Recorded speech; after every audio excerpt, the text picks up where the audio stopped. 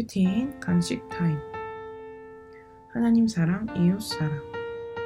마가복음 12장 28절에서 34절의 말씀.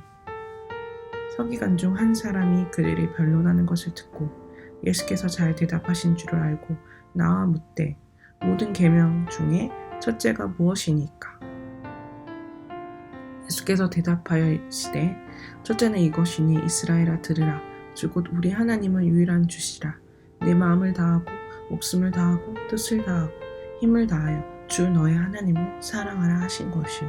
둘째는 이것이니 내 이웃을 내 자신과 같이 사랑하라 하신 것이라. 이보다 더 큰 계명이 없느니라. 서기관이 이르되 선생님이여 옳소이다. 하나님은 한 분이시오 그 외에 다른 이가 없다 하신 말씀이 참이니이다.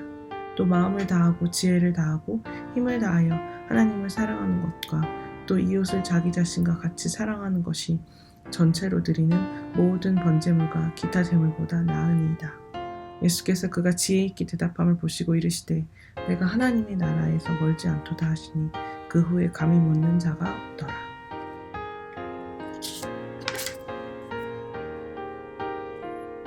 본문 해설입니다.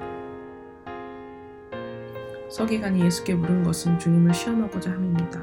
그는 자신이 계명을 잘 지킨다고 생각했기에 교만한 태도로 질문한 것입니다.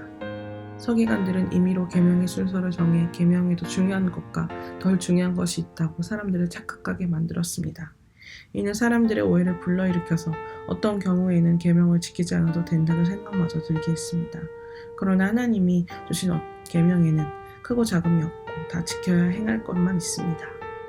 교만하여 말씀을 드리려 하지 않고 계명의 순서를 임의로 정하다 보면 결국 자기 마음대로 행하게 됩니다. 나는 공동체에서 겸손한 태도로 묻습니까? 상대방을 시험하려는 태도로 묻습니까? 하나님이 주신 계명의 순위를 임의로 정하지는 않습니까? 예수님이 마음과 목숨과 힘과 뜻을 다해 하나님을 사랑하고 내 이웃을 내 자신과 같이 사랑하라고 하십니다. 먼저 하나님을 사랑해야 이웃을 사랑할 수 있습니다. 하나님을 사랑하는 것의 외적인 표현이 이웃 사랑이기 때문입니다. 하지만 우리는 절대 하나님을 사랑할 수 없는 타락한 존재입니다. 그러기에 하나님이 예수님을 통해 먼저 사랑을 베풀어 주셨습니다. 마음과 목숨을 다해 하나님을 사랑할 때 하나님과 나 사이에 어떤 오해나 불평, 원망이 파고들지 못하게 됩니다. 또한 하나님을 전심으로 사랑할 때에만 이웃을 내 자신처럼 사랑할 수 있습니다. 내 힘으로 하나님을 사랑할 수 없음을 인정합니까? 내가 하나님을 사랑하는 데 방해가 되는 것은 무엇입니까? 내가 내 자신처럼 사랑해야 할 이웃은 누구입니까?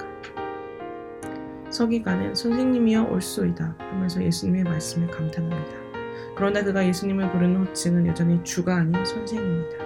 그래도 그는 예수님의 책잡으려 한 종교 지도자들과 달리 하나님과 이웃에 대한 사랑이 제사나 율법보다 더 낫다고 말합니다.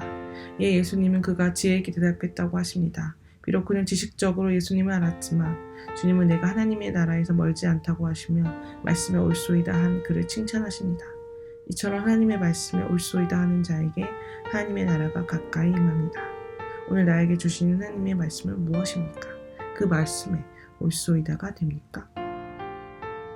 기도하기. 오늘 나에게 주시는 말씀에 옳소이다 하며 먼저 마음과 목숨과 힘과 뜻을 다해 하나님을 사랑하게 하옵소서. 전심으로 하나님을 사랑함으로 이웃을 내 자신과 같이 사랑하게 도와주옵소서. 내 힘으로는 이 계명을 지킬 수 없음을 인정하며 날마다 하나님의 도우심을 구하게 하옵소서. 묵상 간증입니다. 집사님 얼마나 힘드세요? 제가 고등학교를 마칠 즈음입니다. 부모님은 저희 삼형제를 두고 야반도주를 하시고 채권자들은 집으로 찾아와 부모님이 계신 곳을 알려달라며 저희 형제를 힘들게 했습니다. 하지만 이렇게 집안이 망하는 사건으로 저는 주님을 인격적으로 만나게 되었습니다. 이후 저는 힘든 상황에서도 평안을 누리며 하나님을 유일한 주시라고 고백했습니다. 하지만 한편으로는 이제 돈 때문에 수치를 당하지 않으리라고 다짐했고 이 다짐은 이내 물질우상으로 이어졌습니다. 그렇게 저는 입술로는 하나님을 사랑한다고 고백하면서도 실상은 돈을 모으는데 제 마음과 뜻과 힘을 다해 살았습니다. 그렇게 나도 속고 남도 속이는 이득적인 신앙생활을 살던 중 믿음의 공동체로 인도되었습니다. 그런데 소그룹 모임에서 지체들과 나누다 보니 비로소 제가 하나님보다 물질을 더 사랑하고 있음을 알게 되었습니다. 이후 저는 이것이 영적으로 큰 죄임을 깨닫고 눈물로 회개하며 물질 우상을 내려놓겠다고 결단했습니다. 하지만 장기화되는 코로나19의 영향으로 물질의 흉년을 겪다 보니 어느새 회개의 은혜의 말씀의 기쁨을 잊은 채 살고 있었습니다. 그동안 경제 상황이 좋을 때는 하나님 사랑합니다를 외쳤는데 요즘은 일거리가 줄어들면 이제 무엇을 해야 하나, 수금이 늦어지면 어떻게 하나 하고 염려하고 근심했습니다. 그러던 중 소그룹 모임에서 한 집사님이 미수금이 회수되지 않고 일거리가 줄어들어 너무 힘들다고 하시는데 그분의 처지가 저와 너무 똑같다는 생각에 집사님 얼마나 힘드세요라는 위로의 말이 저절로 나왔습니다. 저는 그분에게 100% 오르신 하나님이 우리에게 허락하는 지금의 환경을 인정하고 잘 인내하며 함께 기도하자고 권면했습니다. 그런데 제가 한 말이지만 이 말이 마치 하나님이 저에게 하신 말씀으로 들렸습니다.